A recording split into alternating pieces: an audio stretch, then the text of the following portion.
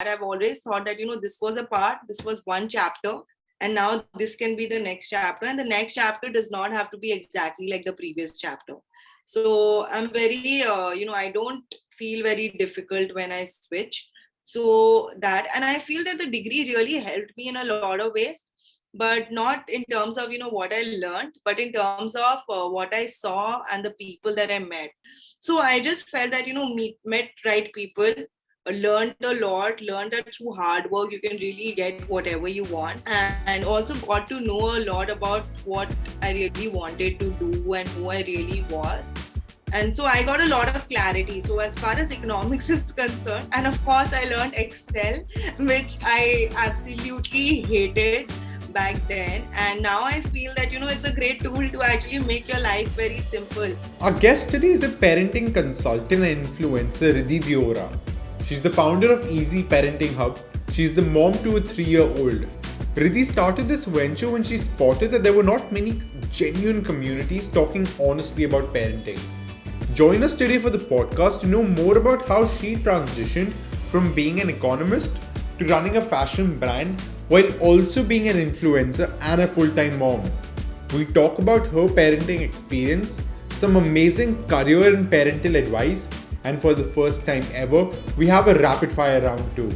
So hit that subscribe button and the post notification bell and join us for today's podcast.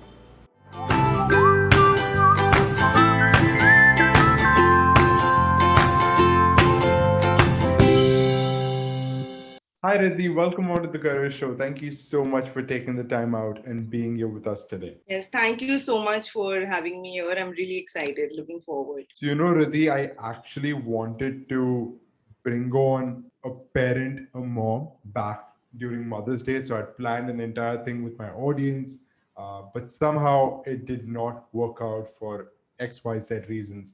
But so excited to have you here today, and so excited to have you here as a parenting consultant, which is even better. So I finally made it happen, even though 2 months late. But to get started, do you want to tell me what made you want to become a parenting consultant?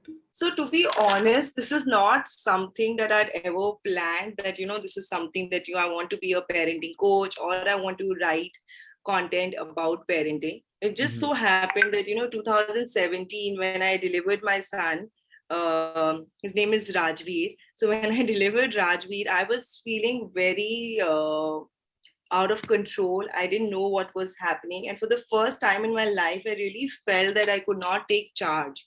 And everything before that, was very planned, very organized, was going as per my plan. But when you become a mother, this is something that I think most mothers and even parents would admit to, is that, you might plan, but not everything is going to go according to your plan. And that's what happened with me in the first 2-3 months. And there were moments when I was very disoriented, very out of control, didn't know what to do. Sometimes I would just sit and cry. And that's when I decided that, this is not something that can continue for too long. I was very happy and everything. But, then there was this feeling of not being able to do everything properly, or something was missing. And then I decided that, this cannot continue for too long. And I decided that I would start educating myself. And I started reading a lot on parenting. I started reading blogs, books, and I started reading. And that's when I realized that, like once you start educating yourself, you feel very empowered. You feel, you don't feel clueless about what's happening. Because if something is happening, you don't start blaming yourself. You have understanding of the fact that, okay, this is happening not just with me, it's happening with a lot of other people as well. And also, this is something that is not going to stay here forever.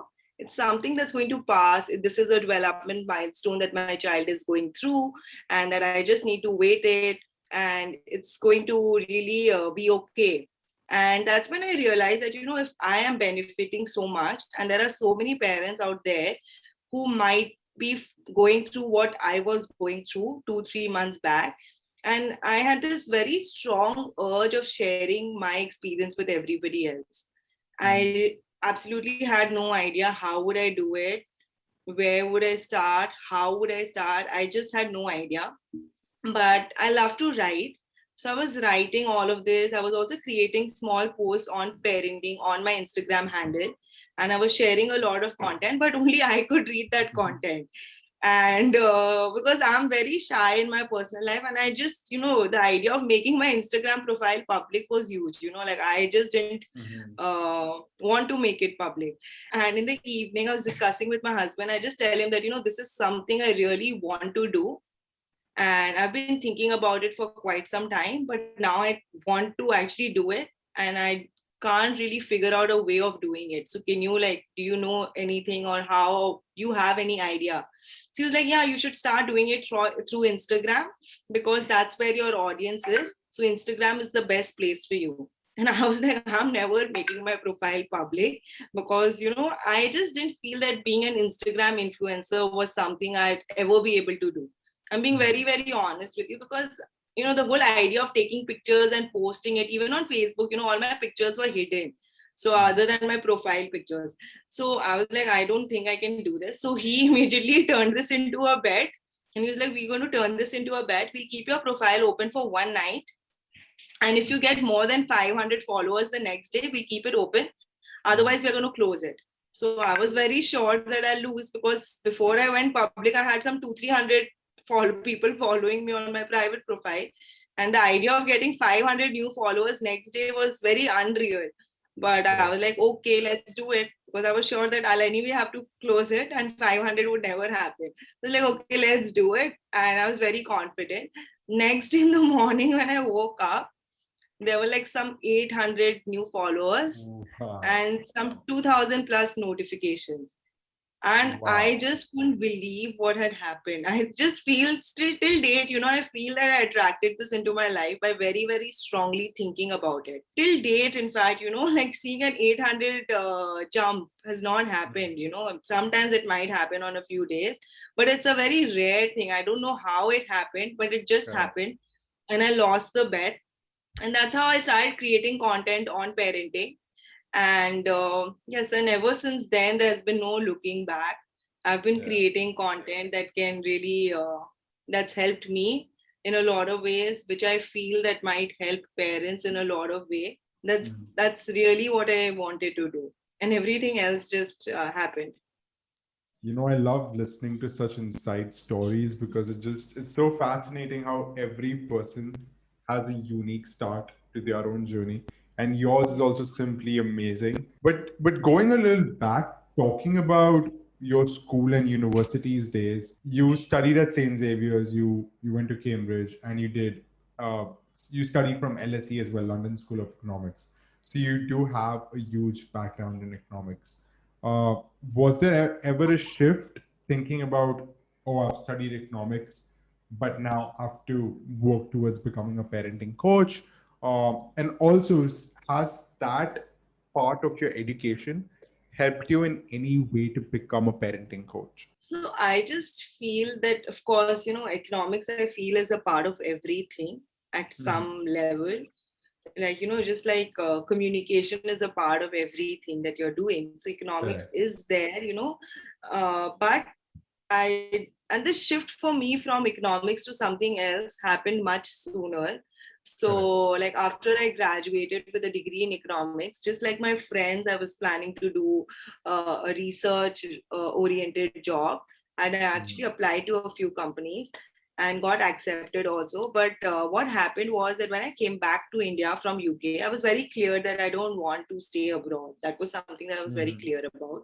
So when I came back to India in 2013, all these online marketplaces, Flipkart, Jabong, Mintra, all of these were like growing at an exponential rate. And my father had this, he still has, it's a knitwear brand. And he was manufacturing actually for other people who were selling under their brand name. We were manufacturing knitwear apparels, like for men, women, and kids.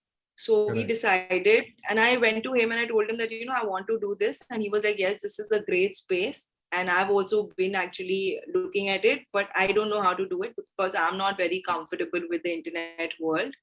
And I'm not very confident how well I can execute it. But if you want to go ahead with it, I can give you the inventory. And so then I registered a different company, because if you want to sell online, you need to have a brand of your own.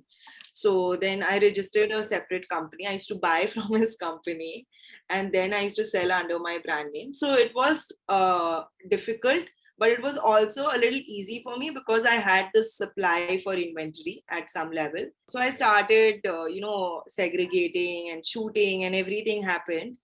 And yeah, for 3-4 months, I actually didn't see any sales. And I started questioning myself that, did I make the right choice?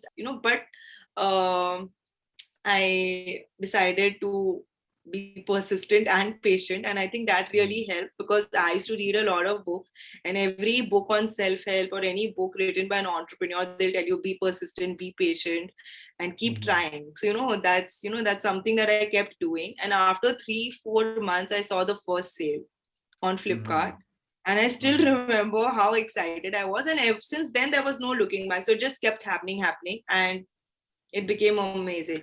So the switch happened very soon. The parenting coach thing that happened for me, like I've already discussed, was not something that I planned. Correct. But for me as a person, I feel I'm very spontaneous. So for me, definitely the transition was not a very difficult thing. Like I've never thought that, just because I have a degree in economics, I have to stick to economics and I have to get a job or do something with economics where I'm using what I've learned. And I've always thought that, this was a part, this was one chapter. And now this can be the next chapter. And the next chapter does not have to be exactly like the previous chapter. So I'm very, I don't feel very difficult when I switch. So that, and I feel that the degree really helped me in a lot of ways, but not in terms of, what I learned, but in terms of what I saw and the people that I met. So I just felt that, met right people, learned a lot, learned that through hard work, you can really get whatever you want. And also got to know a lot about what I really wanted to do and who I really was. And so I got a lot of clarity. So as far as economics is concerned, and of course I learned Excel, which I absolutely hated back then. And now I feel that, it's a great tool to actually make your life very simple. And even no matter what you're doing, it can really make things very simple and organized. So yeah, I just feel that did learn a lot. And in fact, the simple things that I learned is what I'm really using. Like I mentioned, Excel, it's not like rocket science. It's the simplest thing to use actually. So, but yeah, that's what I'm using. And all those models and economics models and all that I really learned, I don't think I remember most of it. But yes, so of course it did influence me in a lot of ways. And yeah. I think something very interesting you mentioned is the fact that you do not need to be under the impression that if you have a degree in economics, that is what you need to have your career in. I loved your concept of having different chapters in your life, which is something that every student should think about. You also mentioned earlier that you were shy, you were uncomfortable with going public on Instagram. But that being said, now as a parenting coach, I'm sure there would be times wherein you would have to share a lot of personal stories because that's how people can connect with you. While sharing such personal stories, do you ever feel like you're sharing a lot about your personal life? And if yes, how do you deal with that thought? See, honestly, of course, I was shy. So the problem with me is to actually start the conversation, and once it starts, I'm in the flow. So then I'm not really being very picky about what to share, what not to share. And of course, you know where to draw the line, right? You're not going to share details which you are anyway uncomfortable sharing. So you are going to share information or experiences from your life, which you feel can actually help the person who's listening to you. So when I'm doing that, I don't feel that there is any regret or any resistance when I'm sharing those personal stories. And then you have your own stories, which are just your stories, which you would just like to keep to yourself. And I feel that the selection is a very automatic process. Automatically you'll filter out what to share, what not to share, what is going to help. So if I'm going to parenting a session or workshop, then I'm going to share stories that would be relevant to them, because they'll only listen to you when you feel that you're talking to them and talking about stories which they can relate to, and something which they have also experienced, because my story is also somebody else's story, because all of us are going through similar situations at some level.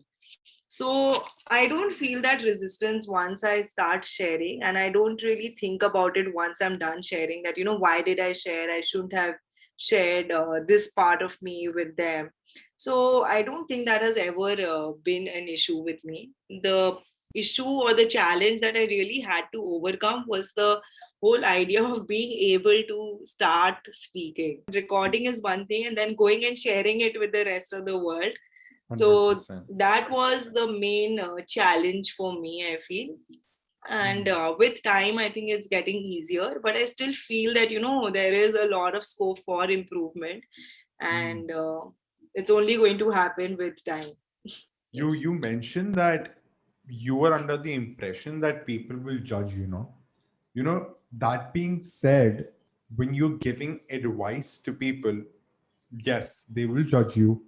But coming to the topic of parenting coaching, do you ever feel that parents are being rude towards the advice that you're giving? I know they're there to take advice from you, but at times does it just not backfire? Backfire might be the wrong word, but Right. people are just not wanting that advice that you're giving. Right. So I feel that, Instagram is a very open space, and, I'm sharing what I feel worked for me, what I feel that will work for parents and will help kids. So this is everything is at a very, like, and what I read based on what I'm reading, whatever information that I'm being exposed to. So whatever I'm learning is, I'm also reading it somewhere. It's not just coming from nowhere, right? Mhm. So now when I'm sharing, you have to be very so it's been very rare that, parents have actually gotten offended, but I wouldn't say Mhm. that it's never happened. Mhm. Sometimes people, like, very recently I did a post on facts about Ram. Okay, Mhm. and then there were a few people, not few, I think just one, and she commented, why is it important? I really don't see it's important to teach kids about Lord Ram. And that's Mhm. her personal opinion, and I don't hold anything against her, right? But there Mhm. were at least 50-55 people who wrote that, this is great, and it's going Mhm. to make it very easy for us. So the thing is that you have to choose what is going to really inspire you, whether these Mhm. 50 people who are actually using the content that you're sharing is what you're going to focus on, or you're going to focus your energy on that one person who is not wanting to use the information. And it's a free space. Mhm. I'm not forcing anybody to use anything that I'm sharing, right? Mhm. I'm just, as a creator, going and putting a post up. I'm not forcing anybody to follow it. I'm not forcing anybody to implement it. I'm not forcing anybody to read it or like it or save it or share it. So I feel Mhm. that there are always going to be people who will accept it and try it. There'll always be people who will not accept it and who are just going to reject it. Mhm. But your role as a creator is to just create content that comes from your core, that you Mhm. truly believe in and that you truly follow. Because if Mhm. it's not coming from the core, I feel that you cannot do it for too long, and Mhm. you're going to confuse your audience. So when you are creating content which you feel for, which you feel that you are following, which you are actually doing in your day-to-day life, then I think you have this certain energy, and people start resonating with you. They get attracted to the content that you're creating, and then they Mhm. stick with you. And once they start trying, and if they see even a small improvement in their state of mind or their day-to-day life, that's when they understand that, this is really working for me. So I get so many messages from parents saying that, your idea was so simple and it worked for me, and it's made it so easy for me. So, one small idea can actually simplify your life Right. in so many ways. Mhm. So I just feel that I never take offense. If Mhm. people are writing anything negative also, I have nothing against them, like for 1 minute also. I don't feel that what is this person doing, or how much time they have to sit and write all this. No, I just feel that, I wrote what I had to write, and he or she is writing what they want to write. No, I Right. completely agree with you. I think that's something that I have personally faced as well. The incident that you told us about your post about Lord Ram, I had one of my recent Instagram posts that had the same kind of backfire. But at the end of the day, I knew that that kind of knowledge that I was putting out was not coming from anywhere. Like I've read about it and I've made sure my research is just bingo, right? So in that case, yeah, I think your advice is absolutely bang on in the sense that at times you just need to let it go. Right. Uh, with that being said, I have another interesting question for you. You know, parents are usually pretty competitive when it comes to their child, or at least back in the day it was that sense. I'm not sure if it is changed currently, but have you ever come wherein people are being competitive about the child at any given workshop of yours, and what should parents keep in mind who are being competitive? This feeling of competition is actually, there's this fear inside that, Mhm. my child is not going to be good enough, or my child is not quick enough, or my child is not a quick learner. So you have all these fears, and then that's when you start comparing your child with some other children. And it does happen with everybody at some point, I feel.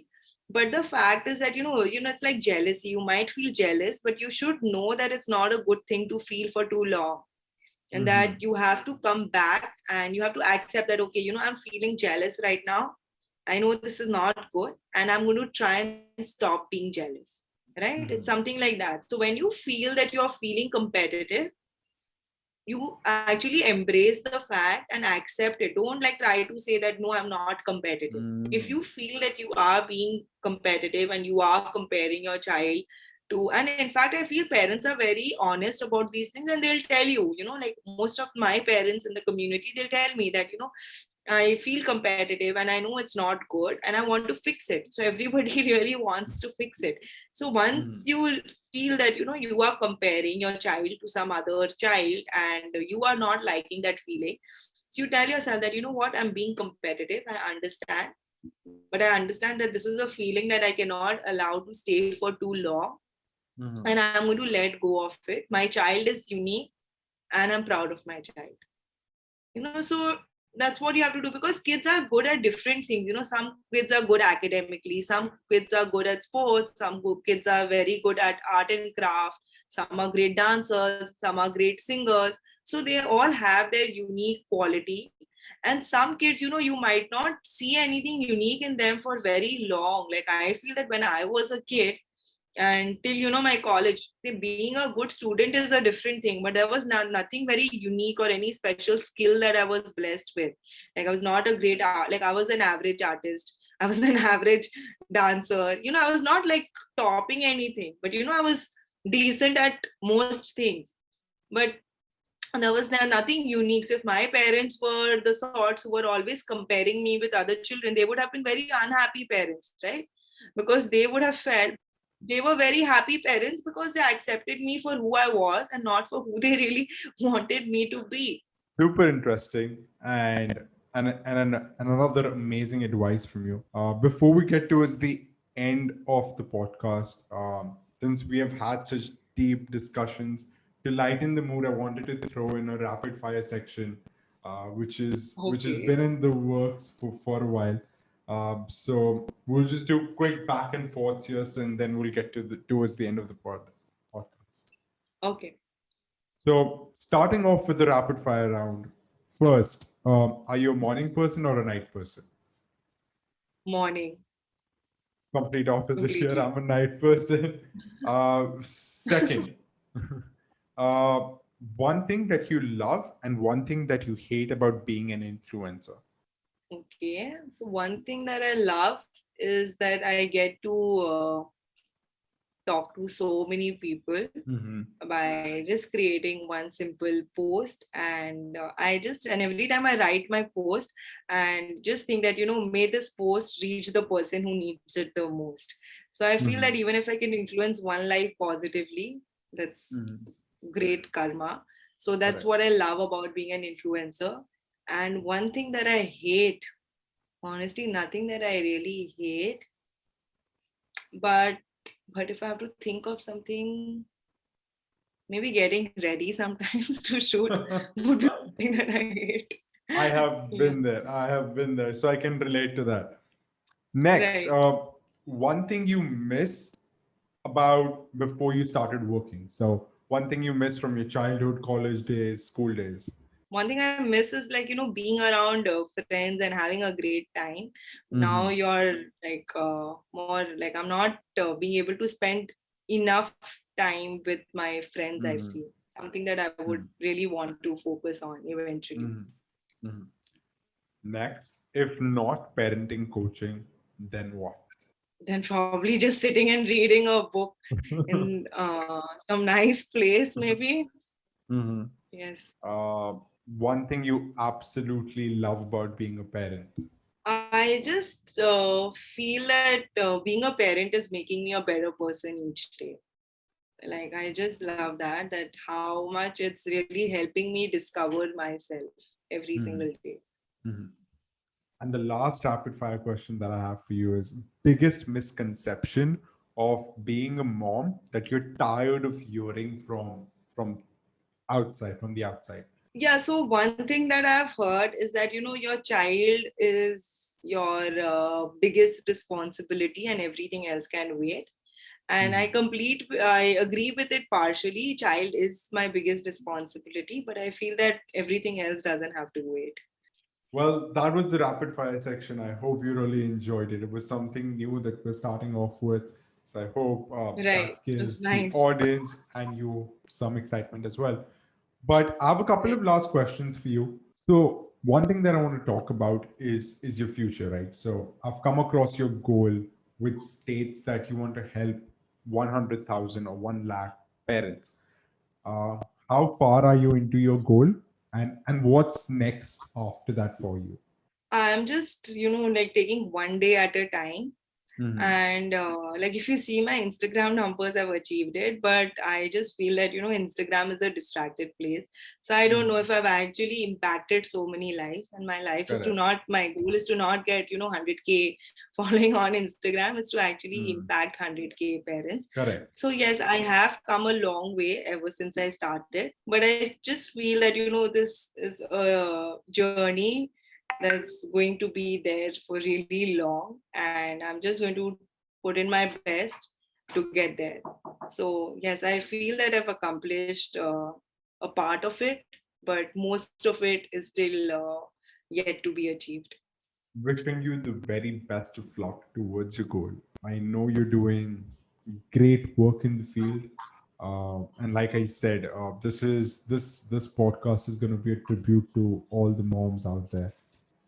I have one last question for you, and that is, what is one advice you wished you had received before you started off your journey as a working professional? So for me, actually, everything I've received is after I started off in terms of experience and in terms of lessons that I've learned. So one thing that I think I wish I'd received is a good mentor, maybe like somebody to tell Mhm. me that this is going to take you there more quickly, because Mhm. during the lockdown I actually got introduced to a few mentors, and Mhm. I feel that whatever I have achieved so far in the parenting space, I really owe it to them, because had it not been for them and the direction that they gave, I would not have achieved anything that I've achieved. So I think Mhm. that a good mentor and a good guru, like we call in Sanskrit, guru, rishi, mentor. So I feel that is something that if I would have received back in 2013, maybe I could have been in a different space or in a better place or something. But I feel that everything happens for the best, and I'm so Mhm. happy with what I'm doing right now, and whatever I'm doing right now also, and the growth that's happened in the last one Mhm. year. I think Mhm. it's because I've received direction from my mentors. Mhm. So yes, that is one thing that I would love to have had back in 2013 when I started. Mhm. I think that's a great note to end on.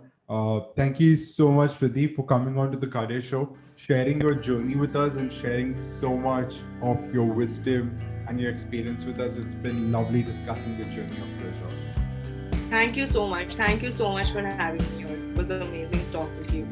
I hope you enjoyed this week's career discussion. Let me know your thoughts in the comment section. Also, don't forget to like, share, and subscribe. Your support means a lot.